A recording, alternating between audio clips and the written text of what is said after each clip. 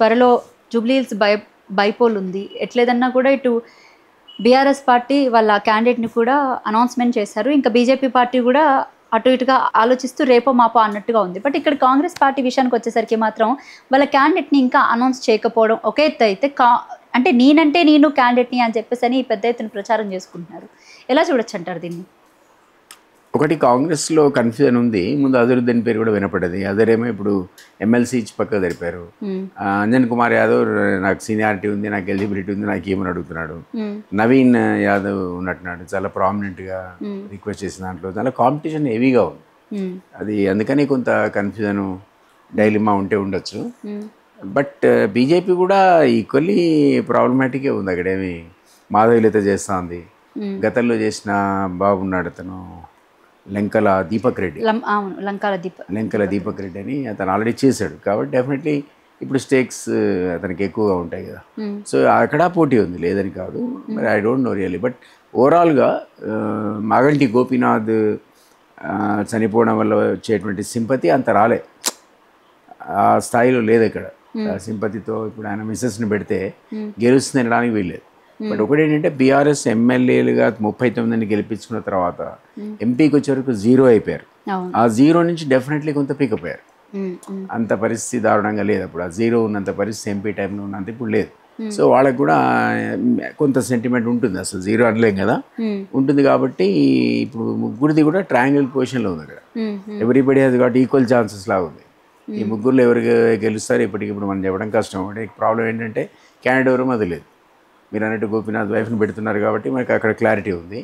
బీజేపీలో మనకు తెలియదు ఎవరు అభ్యర్థి. ఇక్కడ కాంగ్రెస్లో కూడా అభ్యర్థి ఎవరు అంటే అభ్యర్థిని ఇక్కడ ఎవరిని ప్రకటించినప్పటికీ కూడా ఈ ఇప్పుడు వీళ్ళు ట్రయాంగులరే ఎంత ట్రయాంగిల్ అయినప్పటికీ కూడా వీరు ప్రచారం స్ట్రాటజీ విషయానికి వచ్చేసరికి ఏ విధంగా ప్రచారం చేయొచ్చు అంటారంటే, ప్రజెంట్ కాంగ్రెస్ గవర్నమెంటే అధికారంలో ఉంది. ఉన్నప్పటికీ కూడా కాంగ్రెస్ పార్టీ వాళ్ళ ప్రచార స్ట్రాటజీ ఏ విధంగా ఉండబోతుంది అంటే, బీఆర్ఎస్ పార్టీ మీద వ్యతిరేకత ఎత్తి చూపించడమా? అంటే బీఆర్ఎస్ పార్టీని వ్యతిరేకత ఎత్తి చూపించడం అంటే అక్కడ బేసిక్గా చనిపోయినటువంటి వ్యక్తి మీద రాజకీయం చేయడమే. సో ఎలా ఉండబోతుంది అంటారు? ఇప్పుడు ఒకటి అదే చెప్తున్నా, మాగంటి గోపీనాథ్ అని డెఫినెట్లీ మంచి పేరు. అపార్ట్ ఫ్రమ్ పార్టీ సపోర్ట్ కాకుండా కొంత పర్సనల్ ఇమేజ్తో గెలిచిన వ్యక్తి అతను. ఇప్పుడు అన్ఫార్చునేట్లీ ఎంత బీఆర్ఎస్ డౌన్ ఉన్నా ఎందుకు అది లేచింది అని అనాల్సి వచ్చిందంటే కాంగ్రెస్ ఫెయిల్యూర్స్ వల్ల. కాంగ్రెస్ మరి వాళ్ళు 10 ఏళ్ళు బట్టి కొలాప్స్ అయిపోతే వీళ్ళు మరి 15 నెలలు 18 మంత్స్లో 22 మంత్స్లో అంతకంటే ఎక్కువ ఫెయిల్యూర్స్. అది మనం ఎవరు కూడా ఎక్స్పెక్ట్ చేయలే.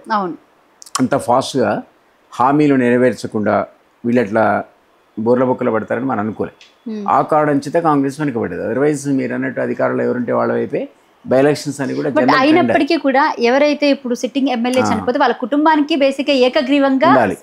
ఏకగ్రీవం కల్చర్ రేర్, అది గతంలో ఉండింది కానీ ఇప్పుడు అంతగా లేదు. అది ఆ సెంటిమెంట్ కొంత వర్కౌట్ ఉందని అన్నా కదా, కొంతనే వర్కౌట్ అవుతుంది. ఒకటేమో గోపీనాథ్ మంచితనం, ఒకటి న్యాచురల్గా ఉండేటువంటి సెంటిమెంటు, అండ్ బీఆర్ఎస్ పడిపోయింది కాబట్టి అది వాళ్ళకి నెగటివ్.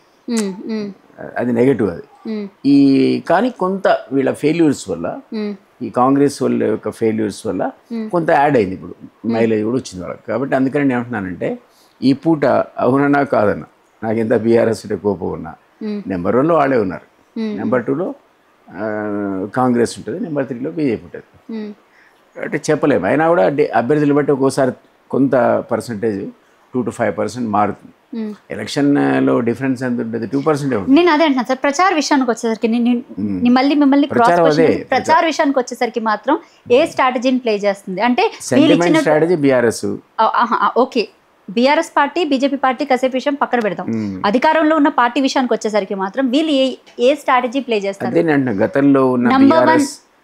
గతంలో బీఆర్ఎస్ పై ఉన్నటువంటి విమర్శలు ఇప్పుడు మీరు ఎక్కువ పెట్టడానికి వీల్లేదు. ఎందుకంటే టైం అయిపోయింది. అవును, ఏదో మొదటి 1 year 1.5 year మీరు 22 months అయిపోయింది. అంటే రఫ్లీ 2 years అయిపోయింది. ఇంకా 2 years తర్వాత మీరు ఇది ఆ ఫెయిల్యూర్ ఈ ఫెయిల్యూర్ అది పట్టుకుని అధికారంలోకి వస్తాయి. వచ్చినవి ఏం చేయకపోతే. కాబట్టి మీరు దాన్ని ఆ ఫెయిల్యూర్స్ని ఇప్పటికి కూడా అస్త్రాలుగా కేసీఆర్ని తిట్టు కేటీఆర్ని తిట్టు మీరు పబ్బం గడుపుకోవడానికి అవకాశం లేదు అంటున్నాను నేను. ఓకే, మీకున్న అవగాహన మేరకు జూబ్లీ హిల్స్లో ఏ పార్టీకి ఎడ్జ్ ఎక్కువ ఉంది? ఇప్పుడు చెప్పాను మీకు, బీఆర్ఎస్ నెంబర్ 1లో ఉందని, నెంబర్ 2లో కాంగ్రెస్ ఉందని, నెంబర్ 3లో బీజేపీ ఉందని. అదే బట్ మళ్ళీ ఏం చెప్పాము మీకంటే అభ్యర్థిని బట్టి కూడా 1 or 2% తేడా వస్తుంది. ఆ అభ్యర్థి కూడా పాపులర్ ఒక్కోసారి ఉండొచ్చు కదా. సో మీకు ఫర్ ఎగ్జాంపుల్ అజరుద్దీనే ఉన్నాడు అనుకుందాం, ఇక్కడ ముస్లిం ఓట్స్ ఎక్కువనే అక్కడ. అవును, 1 lakh పైగా ముస్లిం ఓట్స్, 1,30,000 రఫ్గా ఒక ఎస్టిమేట్. అది ఒక ముస్లిం అభ్యర్థికి అజరుద్దీన్ ఉంటే అతనికి ఎడ్జ్ ఉండేది.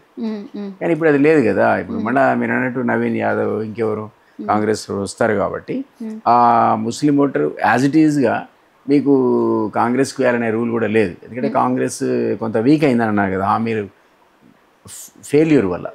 సో అది స్ప్లిట్ అవుతుంది. స్ప్లిట్ అవుతే ఎవరికి పోతుంది? బీజేపీకి అయితే పోదు కదా. ముస్లిమ్స్ బీజేపీకి వేరు. సో ఆ ఉన్న 1,30,000 డివైడ్ అయితే కొంత కాంగ్రెస్కి కొంత బీఆర్ఎస్కి పోయేటువంటి అవకాశం ఉంటుంది. అది 90% ఆఫ్ ముస్లిమ్స్ మీకు బీజేపీకి వేరు. సో అది డిసడ్వాంటేజ్. ఆ కాన్స్టిట్యున్సీలో 1,30,000 ఓట్లు ముస్లిమ్స్ ఉండడం అనేది కొంత డిసడ్వాంటేజ్ ఇది బీజేపీకి. అందువల్ల నేను ఆర్డర్ ఏంటంటే 1, 2, 3 అని చెప్పాను. ఏది ఒకటి బీఆర్ఎస్ నెంబర్ 1లో ఉంది, ఎందుకంటే గతంలో కంటే కదా పుంజుకున్నారు. కాంగ్రెస్ వైఫల్యాల వల్ల నెంబర్ 2లో ఉంది. అది అభ్యర్థి ఎవరో తెలియదు ఇంకా మనకి. అంటే ఓవైసీ పార్టీ అంతా కూడా కాంగ్రెస్ పార్టీకే సపోర్ట్ చేస్తుంది అని అంటున్నారు. ఓవైసీ ఎవరికి ఓటేయమంటే ముస్లిమ్స్ అంతా ప్రతి దగ్గర ఓటేయరు. అది ఓల్డ్ సిటీకే ఎక్కువగా వర్తిస్తుంది. ఇది కొంచెం ఓల్డ్ సిటీ కాదు, పక్కకు ఉంది ఇది. సో ఆ కారణం చేత ఇన్ఫ్లుయెన్స్ ఉంటుంది. ఓవైసీ హీరో అని మనం అనలేం కానీ, బట్ అంతగా వేసేయండి మీరంతా కలిసి ఈరోజు ఆ మొత్తం ముస్లిమ్స్ అంతా కాంగ్రెస్కి వేయండి అని అంటే వేసే పరిస్థితి అక్కడ ఉండదు ఆ కాన్స్టిట్యున్సీలో. ఓల్డ్ సిటీలో ఉంటుంది. ఓల్డ్ సిటీ వాడిది పవర్ఫుల్ గ్రిప్ ఉంది. సో అది మనం కాదలే. కాబట్టి ఓవైసీ ఫ్యాక్టరే అంత పెద్ద ఫ్యాక్టర్ కాదు అక్కడ జూబ్లీ హిల్స్కి వచ్చేవరకల్లా. అయినప్పటికీ వీళ్ళ హామీలు అన్నీ కూడా పక్కన పెట్టినప్పటికీ కూడా కృష్ణానగర్ కానీ యూసఫ్గూడ కానీ ఇవన్నీ తీవ్ర ఇబ్బందులు పడుతున్నటువంటి ఏరియాలు. అండ్ బేసిక్గా స్లమ్ ఎక్కువ జూబ్లీ హిల్స్. సో సగానికి సగం ఈ స్లమ్లో ఉన్న ఏరియాస్లో కూడా ఎక్కడ రోడ్లు లేవు. అంత కొండల మీద గుట్టల మీద ఎక్కువగా ఇల్లు ఉన్నటువంటి పరిస్థితి. మరి వాళ్ళ పరిస్థితి ఏంటంటే స్లమ్స్ వాళ్ళ వాళ్ళే వాళ్ళకి అదే ముస్లిమ్స్ ఉంటే మీకు ఇద్దరు బతుకుంటారని చెప్పారు.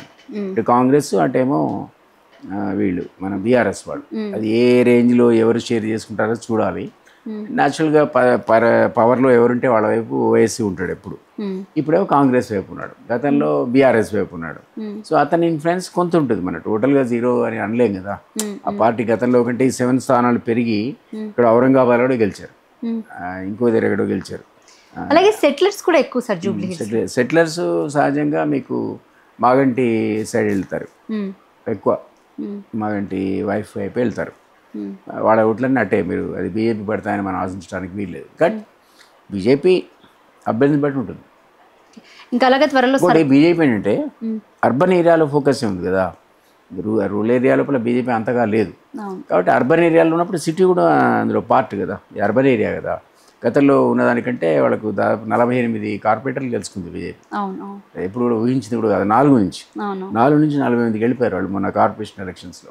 సో ఒక హోల్డ్ వచ్చింది వాళ్ళకు సిటీ మీద. మళ్ళీ ఒకప్పుడు ఉండింది, మళ్ళీ వచ్చింది అది. సో అది ఏ మేరకు బై ఎలక్షన్లో ఉపయోగపడుతుందో మనకు తెలియదు. బట్ సహజంగా మీరు అన్నట్టుగానే ఎప్పుడు కూడా బై ఎలక్షన్ రిజల్ట్స్ రూలింగ్ పార్టీకి అనుకూలంగా ఉంటాయి. అదొక ఫ్యాక్టరే. కానీ ఇక్కడ ఒక సెంటిమెంట్ ఉంది, ముస్లిం ఓటర్ బ్యాంక్ ఎక్కువ ఉంది. ఇవన్నీ ఎటువైపు ముగుతాయన్నది వెరీ డిఫికల్ట్. అందుకే ట్రయాంగులర్ కాంటెస్ట్ అని.